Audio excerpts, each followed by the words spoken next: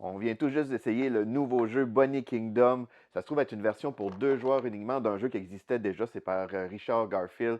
C'est vraiment excellent. Donc, c'est un jeu pour 2 joueurs. Les parties d'environ 30 minutes pour 10 ans et plus. Je vous présente ça tout de suite. Dans Bunny Kingdom Town, le but du jeu, ça va être de construire la plus belle ville.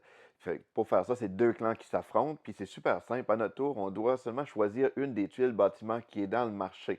On va choisir une à tour de rôle, mais on ne remplit pas le marché dès que le marché est vide. Mais là, on va le remplir et on va jouer comme ça pendant 4 manches. Une fois qu'on a pris notre tuile bâtiment, on peut, si on veut, la placer sur le plateau. Puis pour faire ça, il faut acheter une des cartes coordonnées qui est sur l'autre côté du plateau. Puis comme dans beaucoup de jeux avec un marché dynamique, c'est que la carte qui est la plus ancienne va être gratuite et le coût monte plus la carte est récente.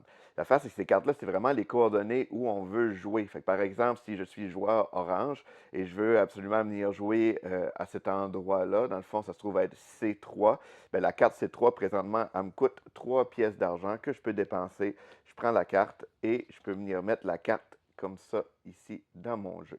Pour faire des points, c'est qu'à toutes les fois qu'on ajoute une nouvelle tuile à notre ville, on va faire un décompte de points de la ville. C'est le nombre d'étoiles qui est présent sur le jeu. Par exemple, ici, j'ai 2 étoiles fois le nombre de bâtiments différents, de types différents. Donc ici, j'ai 1, 2, 3, 4. Donc, j'aurai 8 points que je compte immédiatement. Donc, le jeu, il vient vraiment explosif ou exponentiel plutôt. Plus qu'on met de tuiles sur un même quartier, plus les points plus on va faire de décompte de points.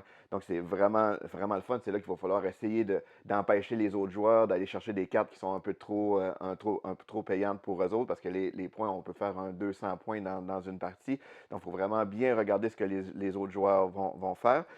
À chaque manche aussi, on va toujours choisir 2 cartes. En fait, on va piocher 2 cartes objectifs. C'est un peu comme une façon de scorer des points à la fin de la partie. Et on en choisit une des deux qu'on va garder pour la fin de partie. Donc, donc à la fin de la partie, on va avoir 4 cartes qui vont faire un décompte de points aussi différent. Donc, ça fait une rejouabilité vraiment très intéressante dans le jeu.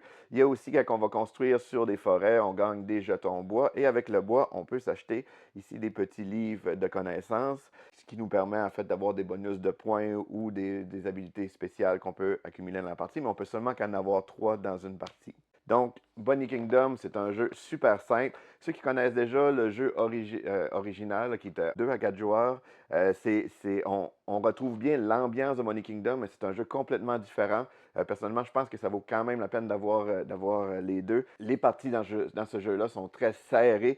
La première partie qu'on a jouée, la deuxième manche, j'avais déjà comme un écart de 60 points, mais l'autre joueur l'a rattrapé vraiment rapidement aussi. Donc, c'est vraiment là, un beau souk à la corde là, pour les points. Donc, c'est un jeu que je recommande fortement, Bunny Kingdom Town.